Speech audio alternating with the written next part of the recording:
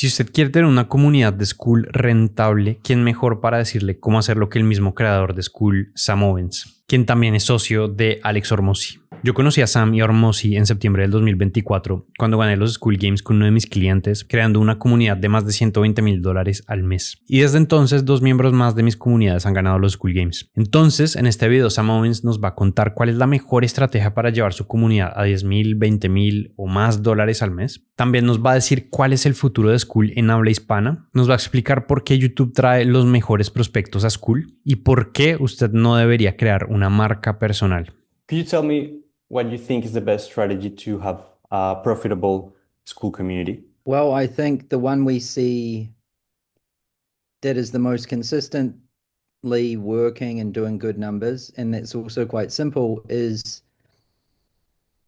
someone is an expert on something like AI or crochet or beekeeping, and they have a Skool community. They charge a monthly price, right? They might charge, in between. We typically see in between like $20 and $100 a month, right? And they have a YouTube channel or an Instagram or like both, or maybe it's TikTok, but most commonly we see like YouTube and Instagram, maybe an email list, and they create content, build their audience, right? On YouTube, on Instagram, send emails to their list, promoting their Skool community, and they just continue to grow their audience and promote their Skool, and their Skool just grows and they keep stacking MRR, and they continuously improve it, right? They improve their content, they improve how they mention their Skool community, they improve their about page, their conversion rates, and they're continuously improving their community too, so that churn goes down, retention is high, and that people are happy. And between Instagram and YouTube, do you find is there like a platform that works better? It depends which one you like the most, right? Like, if you've spent all of your time on TikTok, you're probably going to be better at that because you already like it. You know what it's like. You understand the format, right? You understand the culture. Same goes for YouTube. Same goes for podcasts. Honestly, everyone kind of has their preferred thing. Some people write books. Some people do events. Some people do podcasts. Some people like Instagram, some people TikTok, some people like YouTube, right? I would create the platform and format that you like the most. I think if we just aggregated all the about pages on Skool and looked at the platform that sends the most traffic, it's actually Instagram, then YouTube. But however, YouTube does tend to be higher quality. Like they tend to convert more and pay more because they obviously have a deeper relationship from YouTube. Also, I think YouTube users are more skewed towards desktop, whereas Instagram is almost entirely mobile, right? Desktop users tend to be more serious and have more money. In saying that, there's, people just have newsletters, email lists, people have podcasts, people write books, but the main ones we see is Instagram, YouTube. I recently saw on Skool News that there's a new goat, and like thinking about the past two goats, the one went over 200K a month and the other one 400K a month. What are like common patterns you see on those two communities? Well, the first one, which was Nick Sarayev, he had a YouTube channel, right? And he had a Skool community. I think his Skool community was somewhere around $100 a month. And he just made a lot of YouTube content. Like he got into the habit of making a video a day. It was his niche was AI, and he was good at AI, right? So you have a niche, and there's a real market around that thing. That's like fundamental, very important, right? Then you actually are passionate about that thing. You have some experience in that thing, and that you've got something to share in that around that topic, right? So that's there first, and then producing a lot of content. He had built up an audience and a reputation, and trust, and then something to sell, which is the Skool. He had his Skool link in his bio and in the description of every video. And then natively in the videos itself, he talked about his Skool community too, right? So that is like the most common pattern. The current goat, his whole thing's e-commerce, right? So that's a market, pretty big market. There's a lot of Shopify users, and he's got experience in it. He's got, results He also produces content on it, and then he's got his Skool community. Y si quiere acceder al curso gratuito donde le muestro cómo ayuda a mi cliente a generar la comunidad más rentable en habla hispana en Skool, lo invito a mi comunidad gratuita haciendo clic en el link de la descripción donde va a encontrar ese curso y un montón de recursos gratuitos. When I started Skool, the meta was having a free community and then a paid community. Do you think that's still a thing?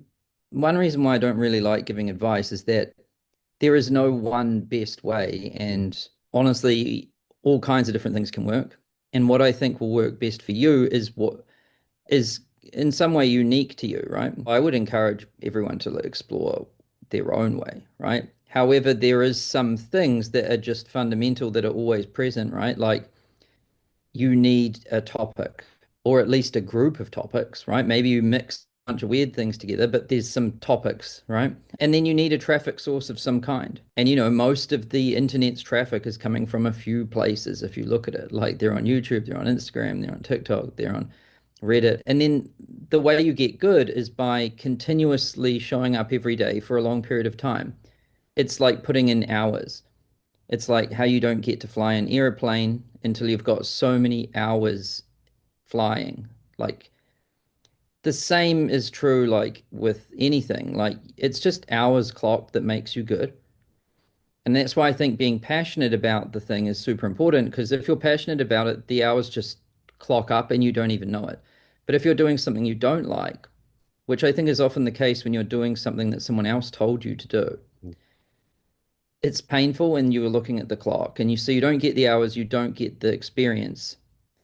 And because you don't have the passion, then it just looks like you look like everyone else because everyone else is following the same advice. Mm. You don't have anything special because nothing's unique. And you're not very magnetic because people can kind of tell intuitively that you don't like what you're doing and that you don't really even believe it. Mm. Right? And then you're not very good at it. So like, there's all of that. So I think find something you love and get better at it by just doing it every day. Yeah. And make content about it, and then everything, you'll naturally build an audience. You'll naturally get people's trust. People want to be close to people that are passionate about things that they're passionate about. And then naturally they'll want to support you because they know that, you just can't be giving all of this stuff. Like everyone has bills and shit, right? So they'll understand that. And if you offer something that you can sell to them, that's a fair price, that's good. No one will hate you for it. And that's how you grow, right? And you just keep doing that more and more and more, grow. And saying that there is like different stages. So like if you've got a big audience, like if you've got 100K, if you can average 100K views on every video and it's a cult-like audience, like everyone loves you, people are dying to buy something from you, right? I don't think you really need to do a free community. You can go straight to paid because you're going to have no problem getting customers, right? Yeah. But if you're brand new, going straight to paid is probably not the best idea because you don't have much traffic, you don't have much trust, and you don't have much experience/talent. On average, free groups about page conversion rates are like 20% plus. Paid about 4. If you don't have much traffic, you want the higher conversion rate, right? Because you want to get more members. And so I think when you're starting out, free makes sense because it has a higher conversion rate and you're low on traffic. And so just getting members to join is a great start. Just getting people to join something is one achievement, even if it's free. Like I even remember the first opt-in I ever got way back in the day. In a way that felt more rewarding than the first customer. I guess the first opt-in is one thing and then the first customer is another thing. Because the first opt-in is like you can get someone out there actually is willing to give you their email and is somewhat interested in what you're doing. Then, getting people to engage and keep coming back is another thing, another achievement. And then I think going through this experience, you'll build up your confidence. You'll learn more about your market. You'll hone your message more. You'll find your niche and you're clocking hours. So you're going to be getting better, more experience. Your talent's going up. You have more value. You have things that you can help people with. And if people love your community and keep coming back, now you have like something that can turn into a paid product, right? And then when the time's right, you might flip to paid. Or with this new tiers feature we've got coming out, you might be freemium. So it's free to join and then you've got a paid tier, right? And then you'll keep building your audience. And naturally, as you know, if you get to a point where you've got so much traffic, you might not need to do a free tier, right? Mm. Or maybe, who knows, because freemium hasn't even been shipped yet. Maybe even people with a lot of traffic still choose to do freemium. I guess we've got to wait and see. Do you have an opinion about the Latin American market, the Spanish market? I know it's booming. Like, I don't speak Spanish, so I got no actual idea of what the hell's going on. But when we see these groups that like explode in terms of engagement and stuff, they're often Spanish. Mm. And we're wondering, is this a real group? There's like 500 people online. Are these bots or is this real? And we're like, shit, this is actually real. Well, there's no point really me explaining because I don't even know. Why don't you tell me what's going on over there? Well, Spanish market is definitely it's like huge in terms of per capita capacity of acquisition. Is not as big as the US, of course, but let's say Latin America is as big as India in terms of economy with 1/3 of the people. So it's not bad. And it hasn't been explored yet. So there's a lot less competition than in the US. So you can actually build a business that is just as profitable with less competition. You just need more volume, which is easier because there's less competition. So it's a really good market, So it's actually. newer there. The other thing though is I've just heard that people are like more engaged and stuff. I've got friends that are musicians and stuff, and they say that like they do concerts around the world, and they say that like South America goes the hardest, basically. Oh, yeah. So it's like in everything in a way. Are they maybe younger or something? Also, like I think people in Latin America take everything really passionately. So everything they do, like if they go to a concert, they will scream, and some people will smuggle kind of like fireworks and things like that. So I think that translates into also school communities and the way when they buy something from someone, they are really into it and they show their appreciation more strongly than other cultures. Why are they more passionate? Is it just the culture or something? I think it's the culture. Yeah, I think it's the way we interact with each other. It's more passionate. It's more like more physical. And in Latin America, what is the main country In terms of what? in this industry? Where would most of the customers come from? So Latin America is two different cultures that share a lot of things, but there's a language barrier, which is one is Brazil and the other one is the rest of Latin America, like the Spanish-speaking Latin America. So I've heard Brazil is super strong in info businesses, like you like everyone does a course there and they sell a lot. Like if you need to fix your fridge, you'll find a course on Hotmart and you'll be able to fix your fridge with a course, something like that. But then we have Mexico and Colombia, where I'm from. Mexico is huge in terms of population, and you can actually have a profitable business just focusing on one country, or you can also like go to the whole of Latin America and Spain as well. Also, we have something that the second most populated Spanish-speaking country is the United States. So there's a huge population that has the like US money. Are you launching Skool in Spanish? I remember we talked about that Yeah, September. we're already looking into it now, but I would say it would be like the first thing we do next year because there's many parts to it, right? So it's not just translating the interface, right? Which is a big project just on its own. But it's also like discovery, right? So discovery needs to like be per language. It's like a different school if you think about it, right? It's like if you go to YouTube in Spanish, I'm sure you're seeing totally different YouTube than what I see, right? You know, then there's other things like what if these people have support tickets? There's other things like moderation. I don't know, it's probably not as bad as in English, but like spam, scams, things like that. And there's more, like maybe even the help docs. Yeah, definitely. It's And like then think about if you signed up for Skool, you automatically get added to Schoolers. But Schoolers is in English. So you don't understand what's going on and you can't contribute, right? So maybe there even needs to be another one of those. But we've thought it all through and we know what to do. all right. I'll be looking forward to that. Something a lot of people have been asking for in my communities. Also, talking about native payment options, have you thought about that? It depends which ones, right? So like you said debit cards, and credit cards that you guys use, but can't you put a debit card in on Skool? Like, does it not work? Yeah, I think you should be able to do that. Um, but like, So what's the problem, like with Skool as it is currently? Because you can use credit and debit cards. Like, what's the issue? yeah, the issue is that I think some countries have some issues regarding payments. Sometimes the card will be declined. Yeah, So that's what it is, I think. yeah. Yeah. So I've talked to someone about it, and it's really actually quite interesting. It's kind of corrupt, really. Oh, really? Um, yeah, well, there's like politicians and banks and things that Mm. do some deals and things so that like companies can have a monopoly over payments in that area, right? Mm. But basically, I know what we need to do. It's something called like local acquiring. Where do you see the online education and info product industry going? Also regarding AI. YouTube's extremely popular. So is Instagram. So all of these platforms. In order for people to produce, like supply this stuff for these platforms, like they need to be rewarded to do it, right? Hmm.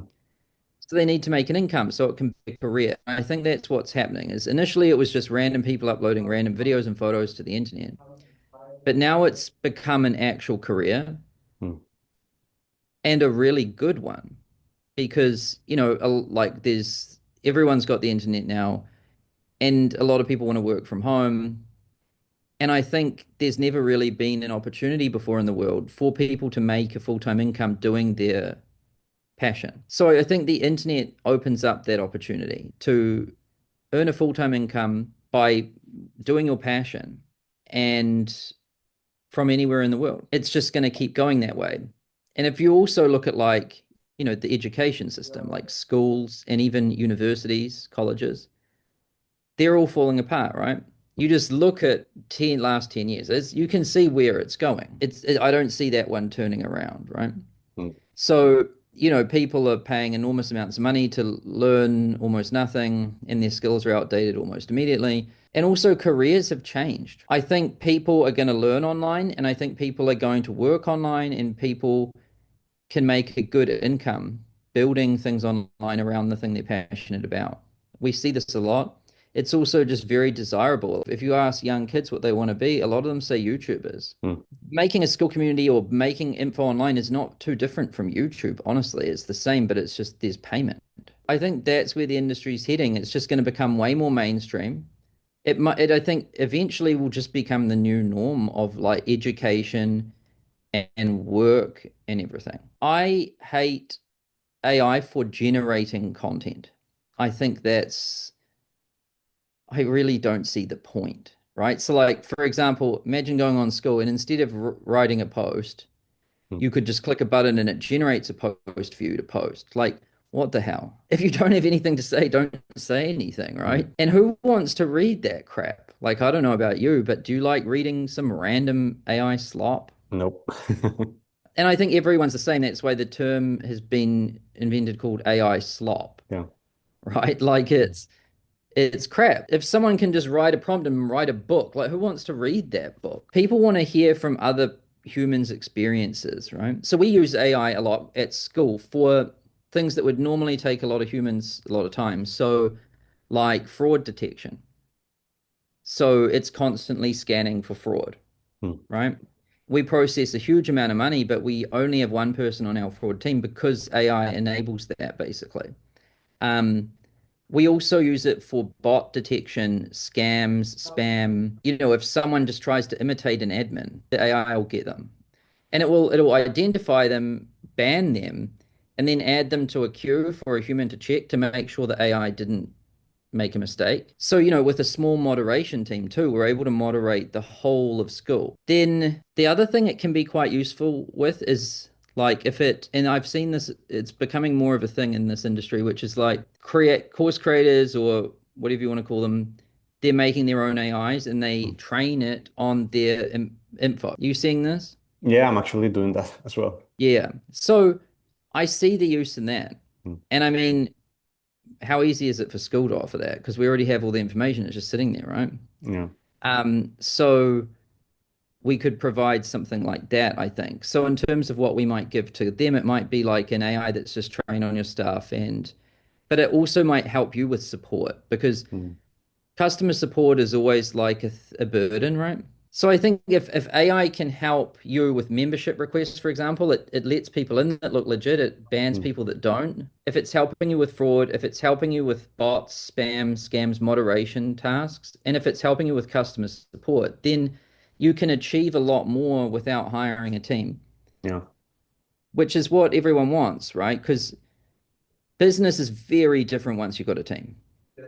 Yeah, my approach with AI is not to just be like what I see a lot of people do, which is like AI is changing everything, AI everything, like just force ramming AI into the whole product, which it always sucks, right? So not doing that, but more like what problems or burdens do creators have, and how could we use it to reduce those or almost or eliminate them, right? Because then it's a solution instead of just hype. I think it's a really good tool not to like create content, but kind of like polish it maybe and structure it better. I created a platform with some engineers where I'm hosting my AIs. I review YouTube scripts and YouTube thumbnails and everything on my community. So I was thinking maybe if I can do like a pre-review with the AI, so people go there first, and then when they come to me, it's already polished enough, so I can just be more specific. And that's how it started. And people have been liking it a lot. So it's kind of like a tool, but it kind of replace creating content. And what I tell my students is that they shouldn't like ask it to write a hook from start. Like just give it a hook, even if it's bad, and let it kind of polish it a little bit. Yeah, I think just for random idea generation too, it can be another thing to just give you a spark. I'm all good with all of those things. I think it's so stupid when people just use it to just do the whole idea because it's like no one that wasn't your thought, that wasn't your experience. It's just some random crap. You had a personal brand on YouTube. That's how I found you. And I don't even like that word, honestly. which word do you prefer? I'd just be super specific, like YouTube channel. Because like what does personal brand even mean, right? Like does it mean like getting a suit and getting some professional photos? Is that like a personal brand? It's focusing on you instead of like the thing. I think you should start with the thing, like what the hell do you like? What do you love? Hmm. And if you don't know what that is, then explore, find it, right? That has to come first. But why even use that word? I'm just curious. Personal brand. It just makes you think of you and Yeah. like then you might think of your photo or or just or like what is your look or some Uh, shit, right? Yeah, I think it confuses people. I never wanted a personal brand or cared, honestly. I mean, I grew my hair out, for example. That's like defacing my personal brand, essentially, right? That shows you how little I care about it. hmm. Mm. Or maybe it made it um, more potent, more genuine. Well, yeah, I think that's true. I think people who don't give a fuck about personal brands Hmm. probably have the best ones, Yeah. right? Because they're not trying to be something that they're not. They're just themselves and people like them and trust them, right? Um, and having some talent really helps. People are willing to accept almost anything if the talent's there. Hmm. Because a lot of talented people are fucking weird, right? And Yeah. they people love them anyway because they're quirky or whatever, but they just respect the craft. When I started on YouTube, I was talking about just remote jobs and how to get a remote job. And then it just started pivoting. But when I pivoted, like my videos and my offer, I always saw that some people who followed me because of remote jobs wanted to get into my YouTube offer or something like that, just because they liked me. And I think in the end, it's just a game of who do you resonate with the most? And that comes down to being yourself, just showing yourself as you are. Yeah, plus think about how often everyone's changing their niche, what they do, Mm. like their business, right? So seeing someone else going through that journey to it is almost more real, right? Like, I think if you're not yourself on YouTube, it becomes like acting, and then it becomes hard to do. If you're starting from zero today, like with nobody knew who you were, maybe you had no money, what would you do? And I would just do a bunch of things to find out Mm. what I want to do. You have to just do a lot of shit to explore, right? You're like, I like this, I don't like that. I really like this. I like this more than that. So like, and you're trying to find your place in the world through what you like and what you don't like, which it requires a lot of exploring. There's nothing wrong with exploring. I've done a lot. But let's like narrow it a bit and say like, what if I'm trying to make money online, right? So I'd start by finding the thing I'm truly passionate about, and I would give it time. The beauty of finding the thing you're passionate about is then you can find someone who's really good at that. And everyone who's really good is always looking for other people who can help them, right? So I would work for that person, get a job, because now I don't have to worry about money. And I'm learning. I'm going to learn probably a lot faster, actually. I have very close proximity and visibility to the best.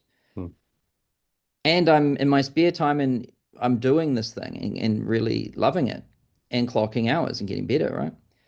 And then, yeah, you might partner with that person, or you might break off and do your own thing, right? Once you've got the passion and the talent, I would start just sharing it online.